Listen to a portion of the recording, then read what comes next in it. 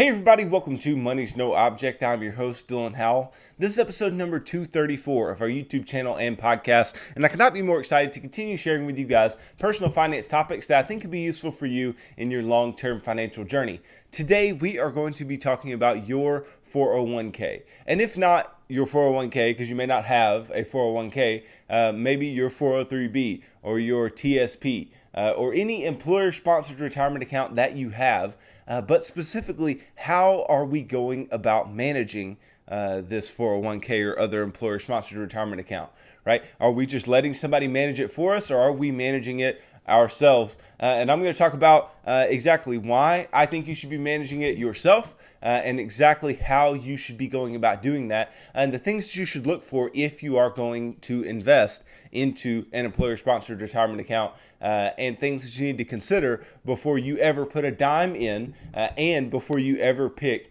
an investment option. So stay tuned for all of that and more in today's episode. Before we get started though, if you could go down below, hit the big red subscribe button, like this video, leave me any feedback in the comments down below, and I'll be sure to respond to anything you leave down there. If you're listening on Apple or Spotify podcasts, be sure to subscribe and leave me a review on either one of those platforms. Follow me on social media at MNO with Dylan, and that's really good supplemental materials to all the things that I'm putting out in these long form episodes on YouTube and the podcast every single day. And if you need somebody to help you to build a financial plan and keep you accountable to that plan over the long term, then I can do that. Just message me on any of the major social media sites and tell me that you're interested in financial coaching sessions, and you and I can start sitting down in financial coaching and build financial goals that are specific to you and your family situation, help you to reach those goals, and then ultimately help you to push towards long-term financial freedom. So let me just say this. The 401k is a big deal. The employer-sponsored retirement account is a big deal. Now, why is this the case?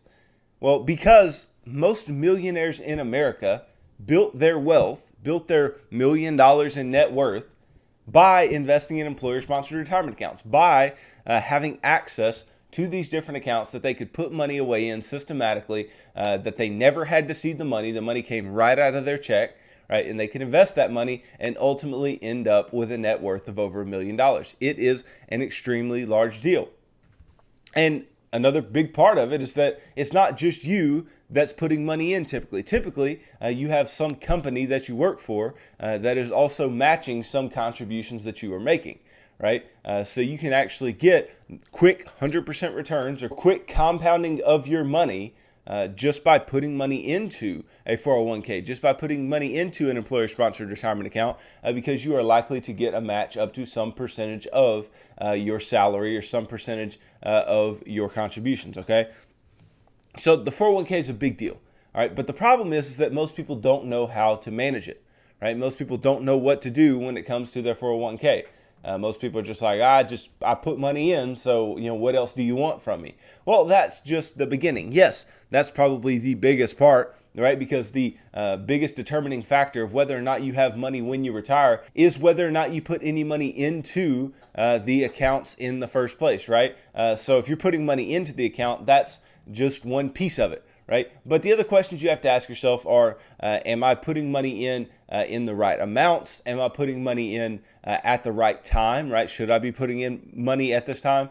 Am I invested in the right things? Am I paying too much, right? All these things should cross your mind, and we're going to talk about what you should think about each of these different areas of the 401k and the determining factors of whether or not you should be putting certain amounts of money in, right? But we all have to acknowledge that if we have a 401k with a match, it is an invaluable asset. Okay, this is the first thing I want to talk about, is that the match is an invaluable asset, because where else are you going to get automatic 100% returns? I'll answer that for you. You're not, right? Nowhere else can you get automatic 100% returns. Okay, so if you ever look at the financial action plan and you wonder why, the third part of the financial action plan is to put away up to the match investments into an employer-sponsored retirement account that you may have, right? And you wonder why that may be, considering that you haven't paid off all your consumer debt yet, you don't have a fully funded emergency fund yet. Why would you want to be doing that? Because there's nowhere else in your financial life, Zero places that you could immediately put money and get that money doubled right then. There's just nowhere that you can do that. And the fact that you can do that in an employer-sponsored retirement account via their match, right, means that that's something I want to take advantage of. Because you notice in that third part of the financial action plan, I'm not saying to just invest. I'm not saying to just invest in your employer-sponsored retirement plan. What I'm saying to do is invest only up to the match. And if you don't have a match, do not invest in the employer-sponsored retirement plan, because the whole point of that step is to get free money if you can. Because otherwise, we have other uses for our money that we want to be putting away, right? We have other uses for it, like getting out of debt, like building an emergency fund that should come as priority to investing large percentages of our money, right? And so we need to keep this in mind, that this benefit is so huge that I decided to put it in the financial action plan just by itself, right? I'm not talking about any other type of account in the financial action plan other than employer-sponsored retirement accounts with matches. I'm not talking about IRAs. I'm not talking about brokerage accounts in the financial action plan. I'm not talking about HSAs in the financial action plan. No, I'm not talking about any of those. I am only specifically calling out the 401k, the 403b, the TSP, anything that offers you a match, because it can be a big determining factor in how much money you end up with later on. Because let's say I'm putting away, just a relatively small amount, let's say $158 a month, right? That's been a well-known number. If you make 10% a year and you put in $158 a month over 40 years, that gets you to $1 million, right? But let's say that amount of money were doubled via an employer match. Well, you can get to $2 million by putting away the exact same amount of money that you would to get to $1 million, right, on your own. Therefore, right, you got a free $1 million just by following along with an employer match. And that's what I want for you guys. I want you guys to get that free money and have more money to live on and retire on later on via the employer match. So that is a huge part of the 401k. And you want to make sure that if your employer does not have one, that you really follow the financial action plan steps very carefully, because I don't want you investing in it unless you have some match. And I say I don't want you investing in it. I don't want you investing in it until you are out of debt and have a fully funded, 4 to 6 months of emergency fund, right? Once you have that, then you can start looking at your investing options. But typically, the advantage of the employer-sponsored retirement account, the advantage of the 401k is that it has a match, is that you can take advantage of getting free money. Otherwise, we have other account types, right, that are beneficial to us that we can use in lieu of the 401k that will provide us with more control and more power over where our money is allocated, how we invest our money, and the amount that we are actually paying, the cost to invest our money. Now, the 401k can also be very useful in the fact that the 401k offers you a very large amount in contribution limit, right? With an IRA, your contribution limit is $6,000 per person per year currently, okay? Which is no slouch. You can still build quite the nest egg over time by investing to get to that $6,000 per year, right? That's $500 a month. That is a fair amount of investing, okay? But if you really want to get to that hyper wealth accumulation phase of your financial life, you need to be putting away very large amounts. And I get to towards the end of the financial action plan a point where I'm saying, hey, you need to max everything out. Well, in maxing everything out, you're probably going to have to look back to your 401k and say, hey, okay, I have this large contribution limit of $19,500 per year per person at this particular time, right? That's going to go a long way towards maxing everything out with any free cash flow that I do have. Okay, and so you want to take that into account, and that can be a really useful avenue by which you can get some tax advantages, because we know that our 401ks are tax advantaged. Okay, you're either going to invest in a traditional 401k that's going to be giving you a tax deduction up front and growing tax deferred, right? That is going to be the traditional 401k, or you're going to invest in the Roth 401k and be able to put money away after tax and let it grow tax free, and where you can take out tax free withdrawals later on. Okay, and that is a very large amount of money that we can get some preferred tax treatment on before we have to defer to some brokerage account or other taxable type of account. Which brings me to another point about the 401k that really gives you a lot to think about here, and that is the 401k is the place where you can invest the most into Roth assets without some income limit. So what do I mean? Well, with an IRA, right, and you're putting money away into a Roth IRA, okay, you are limited in the amount that you can make, in the amount of income that you can make, and still directly contribute to a Roth IRA. Okay, now you can do backdoor Roth contributions, right, but that gets a little trickier. Okay, you need a good CPA for that. But you are limited in income in order to contribute to a Roth IRA. So if you make too much, you can't get that tax-free treatment of growth. But if you have a Roth 401k offered to you by your employer, you can invest in that Roth 401k regardless of the amount of income that you make. And you can do that all the way up to the $19,500 contribution limit as of now. Okay, so that gives you a very distinct benefit over other types of accounts. Okay, and a lot of people want to talk bad about the 401k for one reason or another and say, oh, it's antiquated, or you don't need to invest in a 401k because of all the fees, or because this, that, or the other. Okay, but the data doesn't lie when it says millionaires are being made by 401ks. Millionaires are being made by the fact that they have their employer-sponsored retirement accounts to invest in. Because the biggest deal with investing and actually putting money in is friction. Okay, the more friction that there is between us and putting money into an account, the less likely we are actually to put money in. Okay, if you actually had to write a check every month to invest money, right, it's far more likely that you would invest nothing than if you had money directly taken out of your check every single month. And that's a big thing with the 401k, because money just comes right out of your check. You never miss it because it's always been gone, right? It's money that's always been out of your check, and you don't have to worry about what's going on with it, okay? And so using the 401k is not a bad thing. Now, can a 401k be costly? Absolutely, a 401k can be costly as far as investing. And this is something you do need to take heed of and really pay attention to. Okay, this may be one reason why you would only invest up to the match in a 401k until you're absolutely maxing everything out, because 401ks can have very high fees.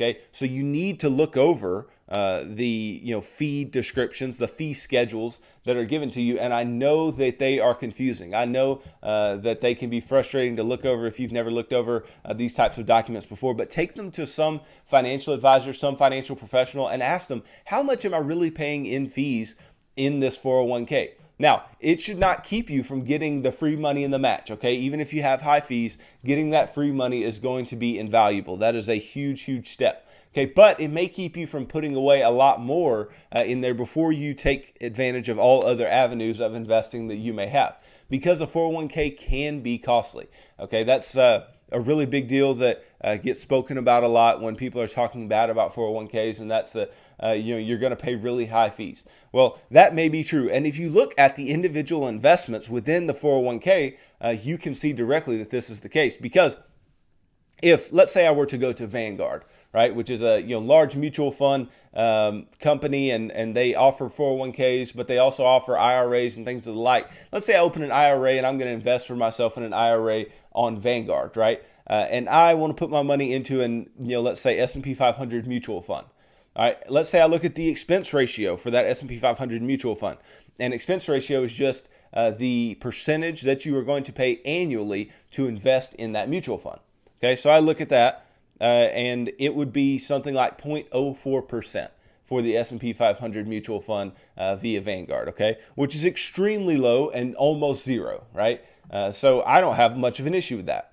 But if I took the exact same mutual fund and put it into some 401ks, I may look at that same expense ratio and it be 0.9%. So almost 1 full percentage point for investing in that particular fund, okay, which is a non-negligible amount, right? This is an amount that can eat away at returns over time. And if you're looking at funds that are less common than just the S&P 500 index fund, right, you're likely to pay even more in expense ratio, right? So really pay attention to those expense ratios because, again, this may be a reason that we want to shy away from putting too much into the 401k apart from what you're getting in the match. And you'll just want to have an IRA that you can put money into. And then maybe once you max out the IRAs, then you might have to go to brokerage accounts or whatever it may be, right? But we do want to get the preferential tax treatment of the 401k. That's without a doubt, and especially if you can put away a ton of Roth money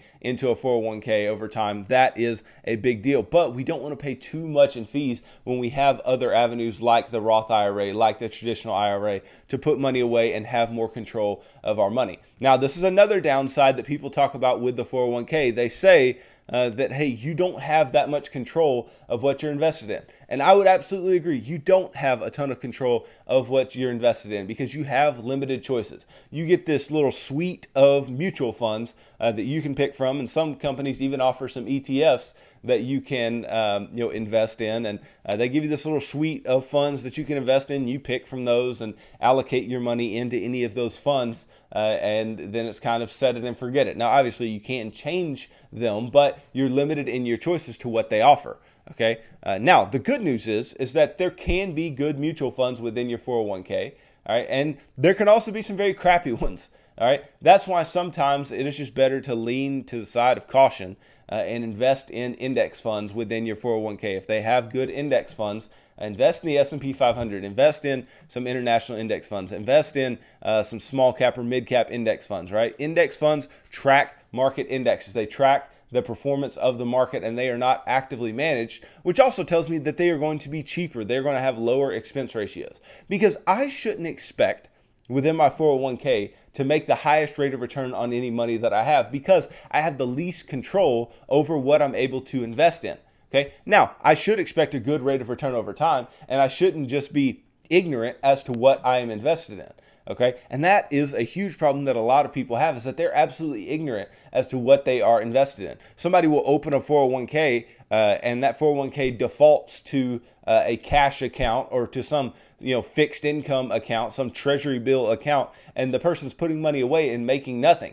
That is a huge problem. Another thing that 401ks like to do, they like to automatically allocate you into some target date fund, meaning some fund that has an end date for when you should retire, right? Some retirement date for you based on how old you are and whatever else, right? And that fund, it is balanced in some way, shape, or form between stocks and bonds. And as time goes on, there become more bonds in that portfolio and less stocks. So less and less risk over time, therefore less and less return over time. And all target date funds have some allocation to bonds, and that may not be what you need in your portfolio. I would argue it's probably not what most people need in their portfolio. Okay, so these are issues that if you're asleep at the wheel and investing in a 401k and you think, oh, well, I'm putting money away, I should be able to make money in my 401k, right? I should be able to have something to retire on, right? You have to be able to know if you are actually investing in good things, investing in things that are going to grow and make money for you over the long term. And if you aren't, then you need to course correct.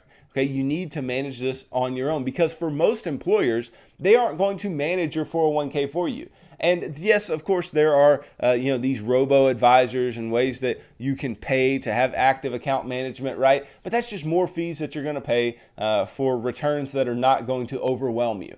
Okay, so we don't want to be doing that. We want to be managing our 401k by ourselves. We want to be managing it and understanding what we are invested in and what we have to invest in. Okay, and we need to go through our options and be able to tell what's good, what's not, what's too costly, what underwhelms when it comes to returns, what is actively managed, what is passively managed, and be able to pick investments that are going to benefit us over the long term. Again, this is not likely to be the highest rate of return that you make on any of your investment accounts, but it is going to be a large part of what you end up putting away because, again, let's just use an example real quick of $60,000 a year. Okay, if you make $60,000 a year, and let's say your employer will match up to 5% of that $60,000 a year.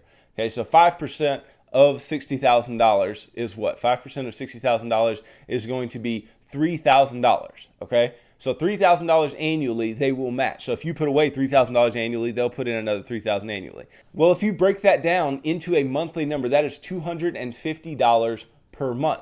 Okay, $250 a month will get you to the point where you put away $3,000 per year. Well, if they're matching, okay, that means you go from $250 a month to $500 a month in contributions, which can have a huge impact on the amount of money that you're left with in retirement. So if you were to invest $250 a month for 40 years, right, and make 10% annually on that money, you would have a little over $1.5 million invested for yourself at age 40.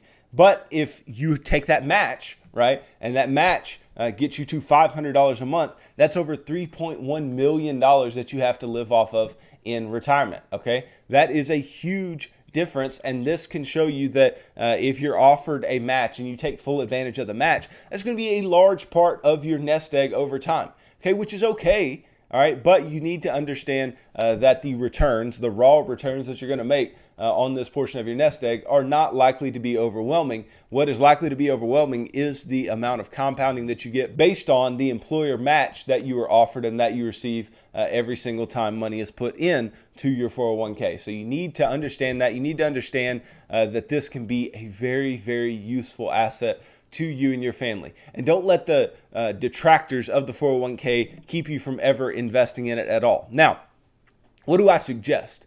Well, I suggest that you invest up to the match, right? That's part of the financial action plan, obviously. Okay, but then when you get into the sixth part of the financial action plan, where you're actually investing at least 15% of your income, look for places other than the 401k if you've already invested up to the match. And or if your company does not offer a match in their 401k. Look places elsewhere like the Roth IRA, the traditional IRA, anything that you have control over that does have preferential tax treatment.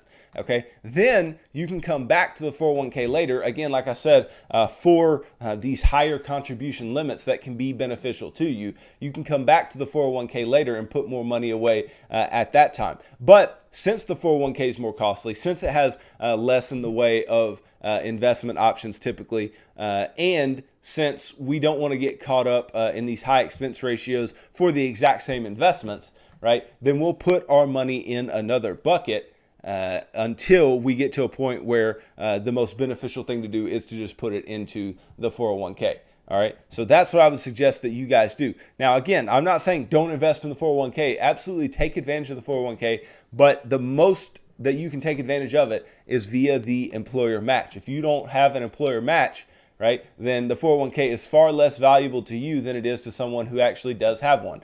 Because again, if we're just saying there's no employer match, then what we're suggesting is that we're going to have higher cost investing with less options, with no extra benefit, right? But if you do have an employer match, then what we're suggesting is that you have higher cost investing, you have less options, but we're going to make immediate 100% returns based on what we invest in. And then your money's still going to be able to make an adequate rate of return over time, which sounds like a good value proposition to me. It sounds like something that would be beneficial and something that we could take advantage of over time and still be able to, amass a lot of money because we are getting free money within that account. And that's leading to more compounding because, again, as our money compounds over time, right, at the exact same growth rate, it grows at an exponential curve because, 10% of $1,000 is far less than 10% of $100,000, right? When your money grows, it grows at an increasing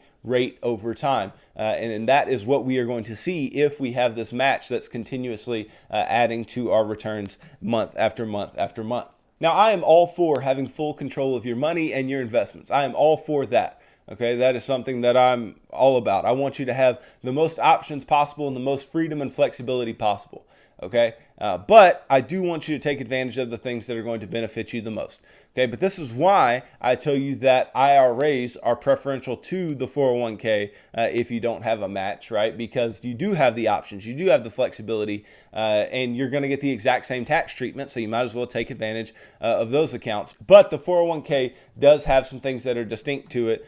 But again, the biggest factor that should come into your investing in your 401k or not in some amount is the fact that it has a match or it does not. Okay, that should be your biggest determining factor of whether or not you invest in your 401k.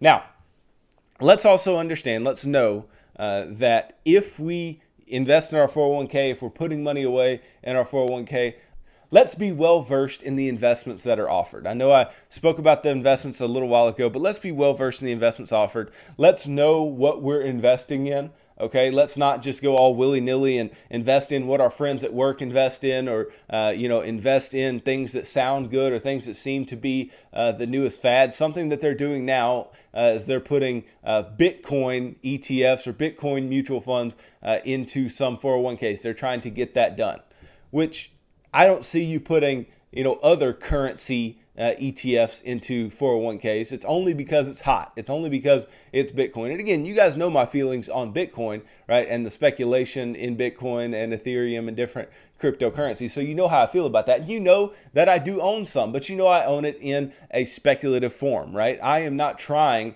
to put all of my money into Bitcoin, right? I have 5% or less of my portfolio, because that's what I tell you guys to do, in cryptocurrencies, in speculative assets. Okay, and we are able to do that because we have money put away in a traditional sense as well. So I don't want you guys to look in your 401k and go, oh, there's a Bitcoin option. Let me put all of my money into the Bitcoin option. That would probably be the thing that has the highest growth over time. Yeah, but it could probably also be the thing that's going to tank your money if you give it the chance. Okay, and you're going to be making crappy returns while people around you are going to be making the adequate returns that you should expect from your 401k. Okay, again, don't try to get too tricky with the investments within your 401k. I would suggest that you probably stay pretty stock heavy, okay, unless you're really, really close to retirement, because you want to get the most out of your returns that you can. Okay, but at the same time, I want you to be investing in things that are going to be commensurate with your risk profile and with your willingness to take risk and make return over time. Obviously, that is what's most important. But we need to be making returns. We need to be growing our money and not just letting our money sit there in some cash account and just do nothing, or sitting there in some fixed income account and just doing nothing over time. We need our money to be growing and compounding on itself. Don't listen to your buddy at work who doesn't know anything about investing. Listen to financial professionals. Listen to people like me who've been there, done that, know how this works. Right? And do the research for yourself so you can better understand how these investment options within your 401k can be used to better help you to grow your money, to compound your money over time. Now, here at the end, I want to speak directly to the young individual who's starting a job for the first time, their first big boy job or big girl job, right? And you're going out and you're going to start this job and they're going to offer you a 401k, okay? Be mindful of what they're offering you. Okay. Also be mindful that it's not your only option. Okay. But if they're offering you free money, they're offering you a match, even though you may have to vest into that match over time, meaning that you're not going to be able to take all of that match with you until you've worked there for a certain number of years or whatever, right? That's a vesting schedule. Even if that's the case, take the free money, right? Take the match if you are offered that match. Okay, then past that match, look into IRAs, look into other tax preferred accounts, tax advantaged accounts, and then come back to the 401k later if you need to invest more. And don't ever, young person, start investing in large amounts or above the match unless you are out of debt and have a fully funded emergency fund, because then you are locking up your money where you're going to have to take it out with penalties and taxes. You're locking up your money in lieu of paying off your debts, in lieu of building up an emergency fund. And if you need some money for an emergency and you don't have any in an emergency fund and you have to dip into your 401k, take out a 401k loan or something else, that's only going to keep you from building up your nest egg over time. It's going to slow that process down and it's going to make it to where even though you're putting money away, you're going to be moving in the wrong direction. And that's the last thing I want for you, okay? So use the 401k smart. Okay, and if you have any questions or concerns about the 401k, you can drop it in the comments down below. Leave me anything down there, any questions or concerns that you may have about the 401k. You can always message me on social media at MNO with Dylan, and I have a bunch of other resources on social media, a bunch of other posts about 401ks, about investing that would really help you out. And then I have other episodes on this podcast, on this YouTube channel that have talked about tax advantage retirement accounts and employer sponsored retirement accounts, 401ks, 403bs, all these different types of things. And those would be good resources for you as well. And you could really take advantage of those and get a better idea of how to use your 401k or whether or not you should be using your 401k at all. So thanks for watching this episode. If you could go down below, hit the big red subscribe button, like this video, leave me any feedback in the comments down below, and I'll be sure to respond to anything you leave down there. If you're listening on Apple or Spotify podcast, be sure to subscribe and leave me a review on either one of those platforms. Follow me on social media at MNO with Dylan. And then if you need help with financial coaching, you need somebody to help you to sit down to meet your financial goals over time, then I can help you do that. Just go and message me on any of the major social media sites at MNO with Dylan, and just let me know that you're interested, and we can begin pushing towards your long-term financial goals together. So tune in tomorrow as I continue talking about personal finance topics that I think could be useful for you in your long-term financial journey. So thanks for tuning into this episode of Money's No Object. I'm your host, Dylan Howell. God bless.